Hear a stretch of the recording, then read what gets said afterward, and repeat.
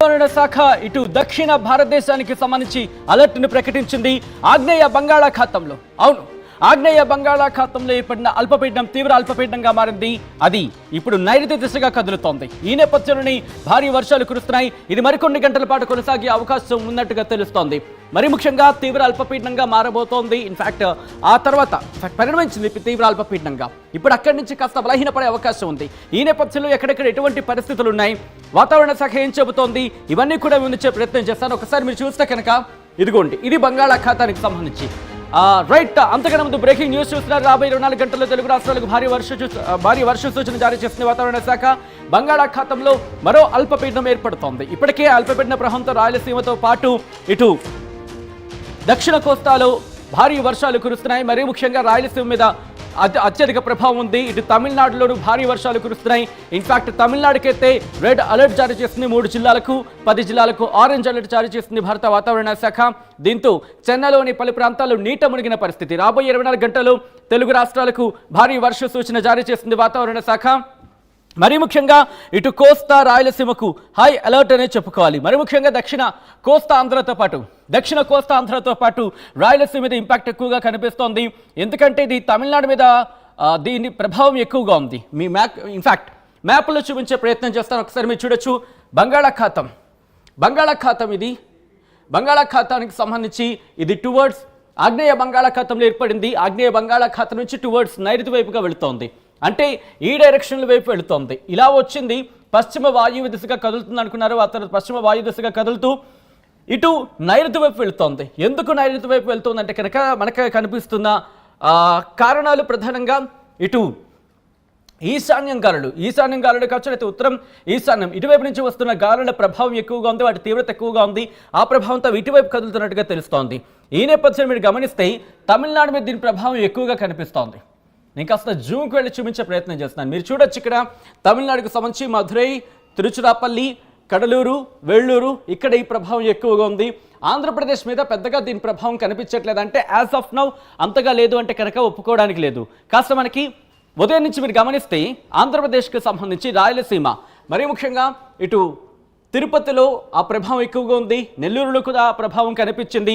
ఈ నేపథ్యంలో ఆ ప్రభావం అయితే మాత్రం కంటిన్యూ అవుతుంది. ఆ విజువల్ మీరు చూడొచ్చు. ఇటు కోయంబత్తూరుతో పాటు కేరళ మీద కూడా దీని ప్రభావం ఉంది.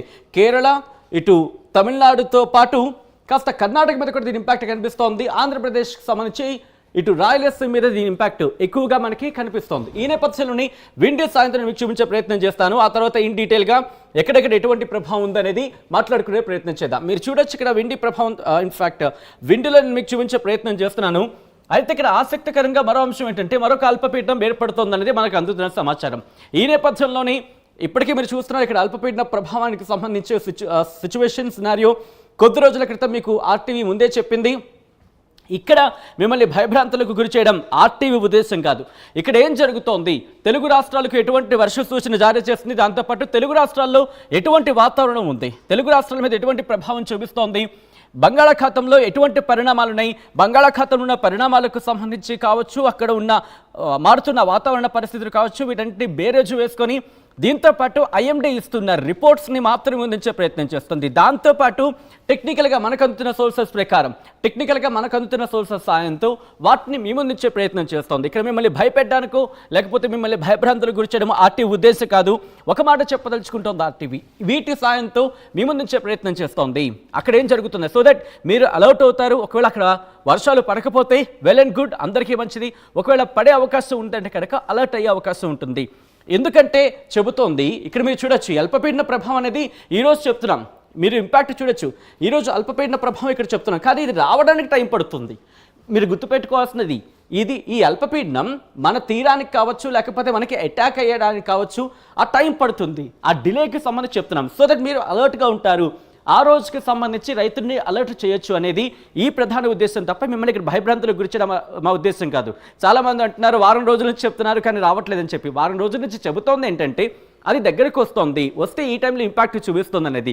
సో ఒక్కసారి చెప్పినప్పుడు మనం ఆ డేట్స్ కూడా మెన్షన్ చేయడం జరుగుతుంది దాదాపుగా కొన్ని సందర్భాల్లో. ఐఎండీ కూడా చెప్తున్న ఆ డేట్స్ని ముందుంచే ప్రయత్నం చేస్తుంది. ఇక్కడ మీరు చూడొచ్చు, ఒక అల్పపీడన ప్రభావం అయితే మనకు కనిపిస్తోంది. యాజ్ ఆఫ్ నౌ ఇప్పుడైతే మాత్రం దీనికన్నా ముందు ఒక అల్పపీడనం అనేది ఇక్కడ ఉంది. ఆ అల్పపీడనం తీవ్ర అల్పపీడనంగా మారింది. ఈ ప్రభావం మనకి కనిపిస్తోంది. ఈ విండీ సాయంత్రం మీకు చూపించే ప్రయత్నం చేస్తున్నాను. సో ఈ నేపథ్యంలోని ఒకసారి ఐఎండీ శాటిలైట్ విజువల్స్ చూపిస్తాను. అది చూపిస్తే మీకు ఒక క్లారిటీ వచ్చే అవకాశం ఉంటుంది. సో ఒకసారి ఐఎండీ శాటిలైట్స్కి వెళ్ళిపోదాం నేరుగా. ఆ విజువల్స్ నేను మీకు చూపించబోతున్నాను. Here it is. మీరు గమనిస్తే ఇదిగోండి, ఇక్కడ మనకు ఒక పిక్చర్ క్లియర్గా ఉంటుంది. ఈ బ్లాక్ అండ్ వైట్ విజువల్లో మనకి కనిపిస్తున్నప్పటికీ ఇక్కడ మనకి పిక్చర్ క్లియర్గా ఉంటుందనే చెప్పుకోవాలి. ఎందుకు నేను ఈ మాట అంటున్నాను అనేది ఒకసారి చూసే ప్రయత్నం చేయండి. మీరు గమనిస్తే కనుక ఇది ఇటు ఆగ్నేయ బంగాళాఖాతంలో ఏర్పడింది. నైరుతి వైపు వెళ్తోంది. మరీ ముఖ్యంగా ఇది పశ్చిమ వాయువు దిశగా, ముందుగా ఇది పశ్చిమ వైపు కదులుతుంది. శ్రీలంక అనుకున్నారు, తర్వాత పశ్చిమ వాయువు దిశగా కదిలింది. ఇటు పశ్చిమ దిశగా కదలాల్సింది, పశ్చిమ వాయు దిశగా కదిలింది. ఈ నేపథ్యంలో నుండి ఇటు మనకి రాయలసీమతో పాటు ఉత్తర తమిళనాడు మీద ఇంపాక్ట్ ఎక్కువగా ఉంది. ఉత్తర తమిళనాడు మీద అయితే తమిళనాడుకి సంబంధించిన డీటెయిల్ రిపోర్ట్ని నేను ఎండ్ ఆఫ్ ద రిపోర్ట్లో నేను చెప్పే ప్రయత్నం చేస్తాను. అలాగే తెలంగాణకు సంబంధించి కూడా ప్రస్తుతం తెలుగు వాళ్ళు ఎక్కువగా మన ఈ సిరీస్ని ఫాలో అవుతున్నారు, ఎపిసోడ్స్ని ఫాలో అవుతున్నారు, ఈ స్టోరీస్ని, ఈ లైవ్స్ని ఫాలో అవుతున్నారు. కాబట్టి వాళ్ళకి నేను చెప్పే ప్రయత్నం చేస్తున్నాను. పశ్చిమ వాయు దిశగా కదులుతోంది. రాయలసీమ మీద దీని ఇంపాక్ట్ ఉంది. దాంతోపాటు కర్ణాటక మీద కాస్త కనిపిస్తుంది. కేరళ మీద కూడా దీని ప్రభావం ఉంది.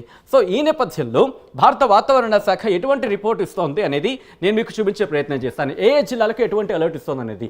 ఇటు ఆంధ్రప్రదేశ్ స్టేట్ డిజాస్టర్ మేనేజ్మెంట్ చెబుతున్న రిపోర్ట్ని నేను మీ ముందుంచే ప్రయత్నం చేస్తున్నాను. ఆ రిపోర్ట్ ఒకసారి నేను మీకు చెప్పే ప్రయత్నం చేస్తాను. ఆంధ్రప్రదేశ్ విపత్తు నిర్వహణ సంస్థ ఏం చెబుతోంది అనేది ఒకసారి మనం చూస్తే కనుక గల్ఫ్ ఆఫ్ మన్నార్ అండ్ పరిసర ప్రాంతాలపై తీవ్ర అల్పపీడనంకు అనుబంధంగా ఉపరితల ఆవర్తనం కొనసాగుతోంది. ఇది పశ్చిమ వాయువు దిశగా దక్షిణ తమిళనాడు వైపు కదులుతూ వచ్చే 12 గంటల్లో క్రమంగా బలహీనపడే అవకాశం ఉంది. మీరు చూస్తే కనుక ఇదిగోండి, ఎస్ కాస్త హైలైట్ చేసి చూపించే ప్రయత్నం చేస్తా. ఇది నేను చెబుతున్న మాట కాదు, ఇదిగోండి Andhra Pradesh state disaster management authority కొద్ది గంటల క్రితం చెప్పిన మాట. Andhra Pradesh state disaster management authority అంటే ఆంధ్రప్రదేశ్ విపత్తు నిర్వహణ సంస్థ. మనకి ఏదైనా విపత్తు వస్తే కనుక మనల్ని ఆదుకునే సంస్థలు ఉంటాయి కదా, అందులో ఒకటి మరి ముఖ్యంగా ప్రప్రథమంగా ఆంధ్రప్రదేశ్కి సంబంధించి అందులో అగ్రభాగంగా ఉంటుందని చెప్పుకోవచ్చు. Andhra Pradesh state disaster management authority ఏం చెబుతోంది? గల్ఫ్ ఆఫ్ మన్నార్ పరిసర ప్రాంతాలపై తీవ్ర అల్పపీడనానికి అనుబంధంగా ఉపరితల ఆవర్తనం కొనసాగుతోంది. ఇది పశ్చిమ వాయువు దిశగా దక్షిణం తమిళనాడు వైపు కదులుతూ వచ్చే 12 గంటల్లో క్రమంగా బలహీనపడే అవకాశం ఉంది. అంటే ఇంకొక 12 గంటలు, అంటే దాదాపుగా అర్ధరాత్రి 3 గంటల వరకు ఇది తీవ్ర అల్పపీడనంగా కొనసాగే అవకాశం ఉంటుంది. అక్కడి నుంచి క్రమంగా బలహీనపడుతుంది. క్రమంగా బలహీనపడిన సందర్భంలో తీవ్ర అల్పపీడనం కాస్త అల్పపీడనంగా మారుతుంది. అల్పపీడనంగా మారిన సందర్భాల్లో కూడా తేలికపాటి నుంచి మోస్తరు వర్షాలు కురుస్తాయి. ఆ ప్రభావం ఎక్కడైతే ఉంటుందో ఆ ప్రాంతాల మీద. దాంతోపాటు నెల్లూరు, కర్నూలు, నంద్యాల, అనంతపురం, శ్రీ సత్యసాయి, వైఎస్ఆర్, అన్నమయ్య, చిత్తూరు మరియు తిరుపతి జిల్లాలో కొన్ని చోట్ల తేలికపాటి నుంచి ఇదిగోండి తేలికపాటి వర్షాలు పడే అవకాశం ఉందంటుంది. అంటే భారీ వర్షాలు అంతగా ఉండకపోవచ్చు. అంటే రేపు ఉదయం దాదాపుగా 3-4 వరకు కూడా భారీ వర్షాలు కొన్ని చోట్ల ఉంటాయి. కానీ ఆ తర్వాత తేలికపాటి వర్షాలు మాత్రం కురిసే అవకాశం ఉందంటూ కూడా వాతావరణ శాఖ ఇచ్చిన రిపోర్ట్ని బేస్ చేసుకుని Andhra Pradesh state disaster management authority చెబుతున్న పరిస్థితి. సో ఈ నేపథ్యంలో ఆంధ్రప్రదేశ్కి సంబంధించి భారత వాతావరణ శాఖ అమరావతి కేంద్రంగా ఆంధ్రప్రదేశ్కి సంబంధించి ఎటువంటి రిపోర్ట్ ఇస్తోంది? ఏ జిల్లాలపై ఎటువంటి ప్రభావం ఉండబోతోంది? దీంతో పాటు కొద్దిసేపటి క్రితం మనం మాట్లాడుకున్నట్టుగా ఇదిగో ఇక్కడ నేను తీసుకెళ్ళే ప్రయత్నం చేస్తున్నాను. ఎందుకు ఇక్కడికి మళ్ళీ వెళ్తున్నామంటే కనుక ఆ రిపోర్ట్ చూసే ముందు ఒకసారి మీరు చూడొచ్చు. మళ్ళీ ఆర్టీవీ చెబుతోంది ఈ రోజు చెబుతుంది రేపు వచ్చేస్తుందని కాదు. ఒక అల్పపీడనం ఇక్కడ బంగాళాఖాతంలో ఇంకొక అల్పపీడనానికి సంబంధించి పరిస్థితులు అనుకూలంగా ఉన్నాయి. ఇది దాదాపు ఇంకొక 4-5 రోజుల్లో ఇంపాక్ట్ చూపించే అవకాశం ఉందంటూ కూడా అంచనాలు ఉన్నాయి. ఆ అల్పపీడనానికి సంబంధించి వాతావరణ శాఖ అలర్ట్ చేస్తోంది. సో ఈ నేపథ్యంలోని రాబోయే 4 రోజుల తర్వాత, అంటే రేపు కాదు ఇంకొక 2-3 రోజుల తర్వాత మళ్ళీ భారీ వర్షాలు ఉన్నాయి. ఎక్కడ ఎప్పుడు అనేది నేను చెబుతున్నాను, కుదిరితే నోట్ చేసుకోండి, చెప్పే ప్రయత్నం చేయండి. భయభ్రాంతులకు గురి చేయడం ఇక్కడ మా ఉద్దేశం కాదు, మళ్ళీ నేను అది స్ట్రెస్ చేసి చెప్తున్నా. సో ఎందుకు ఆ మాట అంటున్నా అనేది ఒకసారి రిపోర్ట్లో నేను మీకు చూపించే ప్రయత్నం చేస్తాను.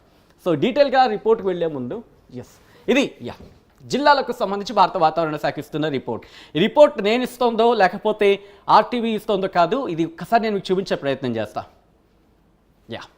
ఇదిగోండి, భారత ప్రభుత్వం భూ విజ్ఞాన మంత్రిత్వ శాఖ, భారత వాతావరణ శాఖ వాతావరణ కేంద్రం అమరావతి ఇస్తున్న రిపోర్ట్ని నేను మీ ముందు ఉంచే ప్రయత్నం చేస్తున్నాను. ఏముంటుంది అమరావతి వాతావరణ శాఖ అనేది ఒక్కసారి. ఓకే, ఇక్కడ మీరు చూడొచ్చు, ఇదంతా కూడా ఉత్తర కోస్తాంధ్రకు సంబంధించి. ఉత్తర కోస్తాంధ్రకు సంబంధించి మీరు చూస్తే శ్రీకాకుళం, పార్వతీపురం, అన్యం, విజయనగరం, విశాఖపట్నం, ఇక్కడ కొంతమంది భయభ్రాంతులకు గురవుతూ ఉంటారు. మేఘావృతమే ఉంది ఆకాశం, అయినప్పటికీ కూడా భయభ్రాంతులకు గురవలసిన అవసరం లేదు, కాస్త నార్మల్గా ఉంటుంది వాతావరణం. కానీ మీరు గమనిస్తే కనుక అల్లూరు సీతారామరాజు డిస్టిక్, ఇది ఈరోజు అంటే 12వ తారీఖు, 12, 13, 14, 15, 16, 17, 18, 18వ తారీఖున భారీ వర్షాలు ఉన్నాయి అంటూ కూడా భారత వాతావరణ శాఖ చెబుతోంది. ఎందుకు కారణం అంటే కనుక మరో ఒక అల్పపీడనం ఏర్పడే అవకాశం ఉంది అనేది అంచనాలు. అది కూడా మీరు గమనిస్తే హెవీ రెయిన్ఫాల్ అంటోంది.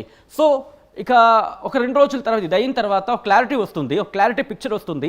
పిక్చర్ క్లారిటీ వచ్చిన తర్వాత దీనికి సంబంధించి డీటెయిల్గా నేను మీకు మళ్ళీ చెప్పే ప్రయత్నం చేస్తాను. ప్రస్తుతం దీని గురించి మాట్లాడుకున్నప్పుడు అలర్ట్స్ గురించి మాట్లాడుకొని ఇక్కడ కంక్లూడ్ చేద్దాం ఈ రోజుకు. తర్వాత నేను డీటెయిల్గా మళ్ళీ అల్పపీడనం ఎలా ఉంది, ఏ స్థాయిలో ఉంది, ఏంటి డీటెయిల్స్ అన్ని కూడా మాట్లాడుకుందాం. మీరు చూస్తే కనుక దక్షిణ కోస్తా ఆంధ్రాకు సంబంధించి ఇటు వెస్ట్ గోదావరి, అలాగే ఎన్టీఆర్ డిస్ట్రిక్ట్, కృష్ణా, పల్నాడు, గుంటూరు, బాపట్ల, వీటికి సంబంధించి మాట్లాడుకున్నప్పుడు వెస్ట్ గోదావరి జిల్లాలకు సంబంధించి వెస్ట్ గోదావరికి ఇది 12, 13, 14, 15, 16, 17, 18 తేదీలో భారీ వర్ష సూచన జారీ చేస్తుంది.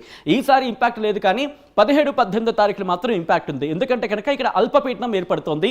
అల్పపీడన ప్రభావంతో ఇప్పుడు కాదు, అంటే బహుశా ఇది రేపో ఎల్లుండి కల క్లారిటీ వచ్చే అవకాశం ఉంటుంది. ఆ తర్వాత ఇది మరొక అల్పపీడనం. రిమెంబర్, ఇది మరొక అల్పపీడనం. ఆల్రెడీ ఫేంజల్ తుఫాను వెళ్ళిపోయింది, దాని ప్రభావం మనం చూసాం. ఆ తర్వాత ఇప్పుడు రీసెంట్గా ఒక అల్పపీడనం కొనసాగుతుంది.